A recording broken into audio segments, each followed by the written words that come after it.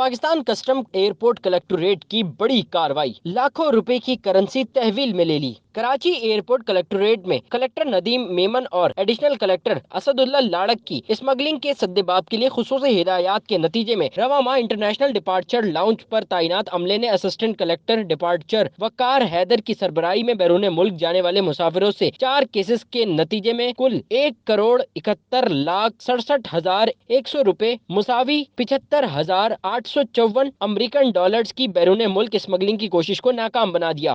گزشتہ روز کسٹم کے عملے نے کراچی سے PIA کی پرواز سے سعودی عرب جانے والے مسافر محمد احمد صدیقی کے قبضے سے دوران جسمانی تلاشی 46,605 سعودی ریال برآمد کیے۔ مسافر نے برآمد شدہ ریال اپنے پہنے ہوئے کپڑوں میں چھپائے ہوئے تھے۔ برآمد شدہ ریال پاکستانی مالیت میں 30,29,000 روپے کے برابر ہے، جو ضبط کر لیے گئے ہیں۔ مسافر کے خلاف کسٹم ایکٹ کے تحت کارروائی عمل میں لائی جا رہی ہے، جبکہ اس حوالے سے مزید تفتیش بھی جاری ہے۔ سید نعمان گل، C110 نیوز، کراچی۔